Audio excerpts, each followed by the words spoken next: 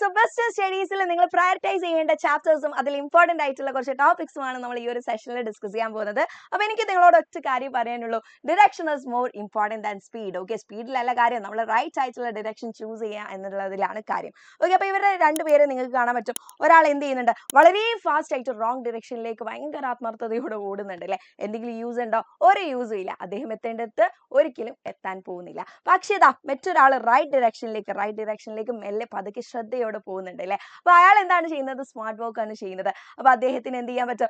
അദ്ദേഹം റീച്ച് ചെയ്യേണ്ട ഗോളിലേക്ക് എത്താൻ പറ്റും. അപ്പൊ നമ്മളെ ഫോക്കസ് എന്തായിരിക്കണം? റൈറ്റ് ഡയറക്ഷൻ ചൂസ് ചെയ്യാന്നാണ് അല്ലേ. അപ്പൊ ബെസ്റ്റ് സ്റ്റഡീസിൽ എങ്ങനെയാണ് റൈറ്റ് ഡയറക്ഷൻ ചൂസ് ചെയ്യുക? ബെസ്റ്റ് സ്റ്റഡീസിന്റെ ഒരു കോൺസെപ്റ്റ് നോക്കുകയാണെങ്കിൽ നമുക്ക് ഒരുപാട് പഠിക്കാനുണ്ട്, കടലോളം നമുക്ക് എന്ത് ചെയ്യാനുണ്ട്? ബിസിനസ് സ്റ്റഡീസിൽ പഠിക്കാനുണ്ട്.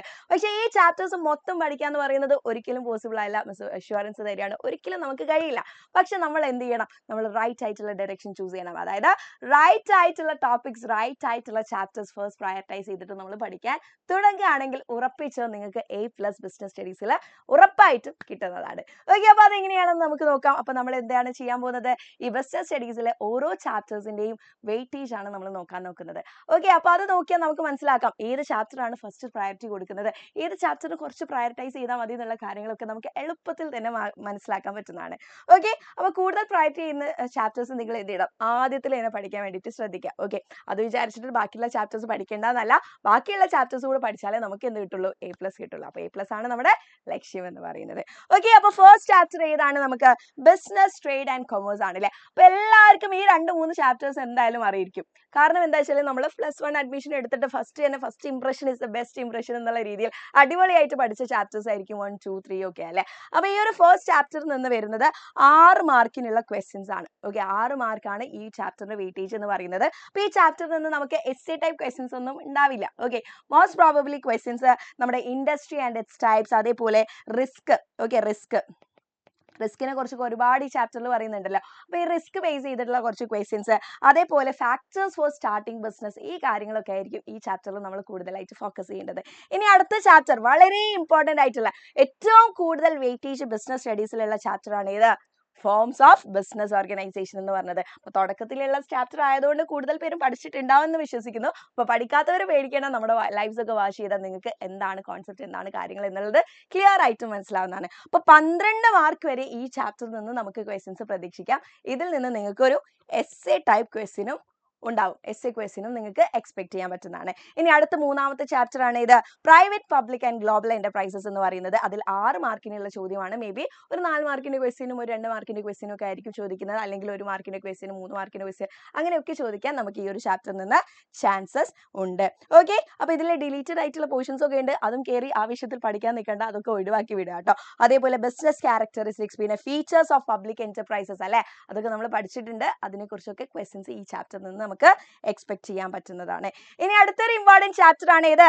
നമ്മുടെ ബിസിനസ് സർവീസസ് എന്ന് പറയുന്നത് അല്ലേ. അപ്പൊ 10 മാർക്ക് വരെ വെയിറ്റേജ് ഉള്ള വളരെ ഇമ്പോർട്ടന്റ് ആയിട്ടുള്ള ചാപ്റ്റർ ആണ് ഇത്, നമ്മുടെ ബിസിനസ് സർവീസസ്. അപ്പൊ ഇതിലും നിന്നും നമുക്ക് കുറച്ച് ഡിലീറ്റഡ് പോർഷൻസ് ഉണ്ട്, അതിനൊക്കെ മേലെ തട്ടി ഒഴിവാക്കുക. essay ക്വസ്റ്റ്യൻ നമുക്ക് ഈ ഒരു ചാപ്റ്ററിൽ നിന്ന് പ്രതീക്ഷിക്കാം. അപ്പൊ essay വരുന്ന ടോപ്പിക്സ് നിങ്ങൾ എന്ത് ചെയ്യുക? നന്നായിട്ട് ഫോക്കസ് ചെയ്യേണ്ടതായിട്ട് ഉണ്ട്. ഇനി അടുത്ത ചാപ്റ്റർ ആണ് ഇത് എമർജിംഗ് മോഡ്സ് ഓഫ് ബിസിനസ് അല്ലെ. 5 മാർക്കിനുള്ള ക്വസ്റ്റ്യൻ ആണ് ഈ ഒരു ചാപ്റ്ററിൽ നിന്ന് വരുന്നത്.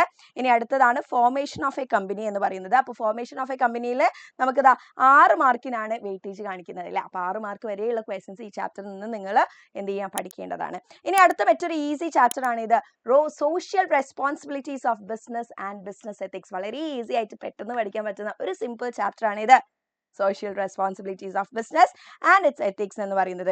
അപ്പോൾ നീഡ് ഫോർ സോഷ്യൽ റെസ്പോൺസിബിലിറ്റീസ് എന്നുള്ള ടോപ്പിക് ഒക്കെ നിങ്ങൾ എന്ത് ചെയ്യുക? കുറച്ചുകൂടെ ഫോക്കസ് ചെയ്തിട്ട് ഈ ചാപ്റ്ററിൽ നിന്ന് പഠിക്കേണ്ടതാണ്. ഓക്കെ, ഇനി അടുത്ത ചാപ്റ്റർ ആണ് ഇത് നമ്മുടെ 8ാമത്തെ സോഴ്സസ് ഓഫ് ബിസിനസ് ഫിനാൻസ് എന്ന് പറയുന്നത് അല്ലേ. അപ്പോൾ ഏതൊക്കെയാണ് ബിസിനസ് ഫിനാൻസിന്റെ സോഴ്സസ് എന്ന് നമ്മൾ കൃത്യമായിട്ട് പഠിച്ചിട്ടുണ്ട്. അപ്പോൾ 8 മാർക്ക് വരെ ഈ ഒരു ചാപ്റ്ററിൽ നിന്ന് എന്ത് ചെയ്യുന്നുണ്ട്?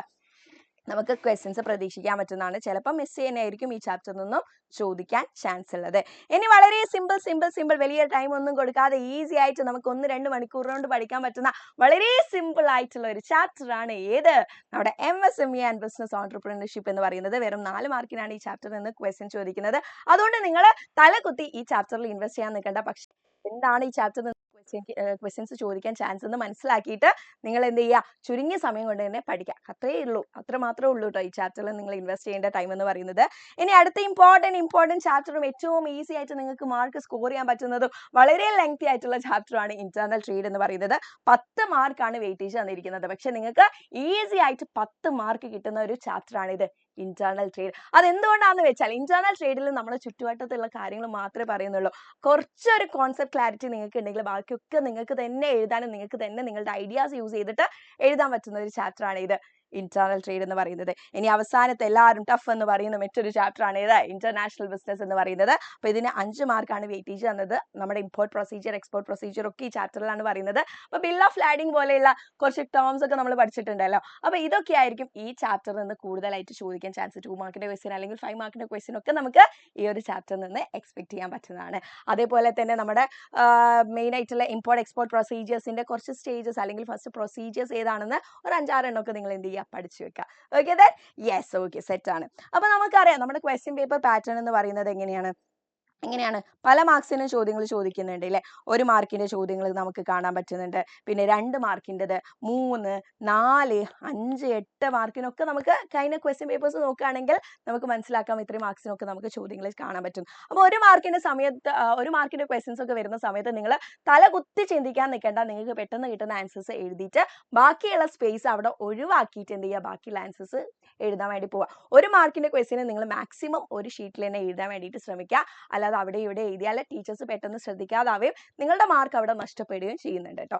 ഓക്കെ, 2 മാർക്കിനൊക്കെ ടു ദ പോയിന്റ് എന്താണ് ക്വസ്റ്റ്യൻ ചോദിച്ചത് അത് മാത്രം നിങ്ങൾ ആൻസർ ചെയ്യുക. 3 മാർക്ക് 4 മാർക്കിനൊക്കെ അങ്ങനെ തന്നെ ആൻസർ ചെയ്യുക. ഇനി 5 മാർക്കിന്റെ ക്വസ്റ്റ്യൻ ഒക്കെ ചോദിക്കുകയാണെങ്കിൽ ആ ആൻസേഴ്സ് നിങ്ങൾ എങ്ങനെ എഴുതുക, അതിന്റെ സബ് ഹെഡിങ്സ്, ഡിസ്ക്രിപ്ഷൻ, ഓക്കെ, ഓരോ പോയിന്റ്സ് എഴുതിയിട്ട് അതിനൊന്ന് ജസ്റ്റ് ഡിസ്ക്രൈബ് ചെയ്തിട്ട് അങ്ങനെ ഒരു 5-6 പോയിന്റ് എഴുതിയാൽ 5 മാർക്ക് നിങ്ങൾക്ക് ഉറപ്പിക്കാം. ഇനി 8 മാർക്കിന്റെ ക്വസ്റ്റ്യൻ ആണെങ്കിലോ അവിടെ നിങ്ങൾ എന്ത് എഴുതണം, അവിടെ നിങ്ങൾ ഒരു ഇൻട്രോ കൊടുക്കണം, ഒരു ഇൻട്രൊഡക്ഷൻ കൊടുക്കണം. എന്നിട്ട് അതിനെക്കുറിച്ചൊരു ഡിസ്ക്രിപ്ഷൻ, ഒരു ഡീറ്റെയിൽഡ് എക്സ്പ്ലനേഷൻ നിങ്ങൾ കൊടുക്കണം. ഓക്കെ, ഡിസ്ക്രിപ്ഷൻ ഓർ എക്സ്പ്ലനേഷൻ നിങ്ങൾ കൊടുക്കണം. അതിനുശേഷം എന്ത് ചെയ്യുക, ഒരു കൺക്ലൂഷനൂടെ കൊടുത്താൽ 8 മാർക്ക് കയ്യിലാക്കാം. ഓക്കെ, അപ്പോൾ ഈ ഒരു രീതിയിൽ വേണം നിങ്ങൾ ക്വസ്റ്റ്യൻസിന് ആൻസർ ചെയ്യാൻ വേണ്ടിയിട്ട്. അല്ലാതെ ഒരുപാട് എഴുതിയതുകൊണ്ട് ഇപ്പോൾ 2 മാർക്കിനൊക്കെ ചില കുട്ടികൾ കാണുക അവർ പഠിച്ച ഒരു ആൻസർ ആയിരിക്കും, അപ്പോൾ എന്തായാലും പഠിച്ചു പോലെ വിചാരിച്ചിട്ട് എല്ലാം കൂടെ എഴുതും. അത് നമുക്ക് ബാക്കിയുള്ള ആൻസേഴ്സ് എഴുതാനുള്ള ടൈം നഷ്ടപ്പെടുകയും അതോടുകൂടി നമുക്കൊരു ലാഭവും ഉണ്ടാവുകയില്ല. ഓക്കെ, അപ്പോൾ 2 മാർക്കിനുള്ളതിന് എന്തൊക്കെ സംഭവിച്ചില്ല, നമ്മൾ എത്ര എഴുതിയാലും നമുക്ക് എത്രയാണ് കിട്ടുന്നത്, വെറും 2 മാർക്കാണ്. അപ്പോൾ ആ 2 മാർക്കിൽ ഒരുപാട് എഴുതിയിട്ട് നിങ്ങൾ ടൈം ഒന്നും വേസ്റ്റ് ചെയ്യാൻ നിൽക്കരുത് കേട്ടോ. അപ്പോൾ ഇത്രയും കാര്യങ്ങളാണ് നിങ്ങൾ എവിടെ ശ്രദ്ധിക്കേണ്ടത്, ബിസിനസ് സ്റ്റഡീസ് എക്സാമിന് അതിന്റെ പ്രിപ്പറേഷന് വേണ്ടിയിട്ട് ശ്രദ്ധിക്കേണ്ടത്. അപ്പോൾ എല്ലാവർക്കും I wish you all the very best. Thank you.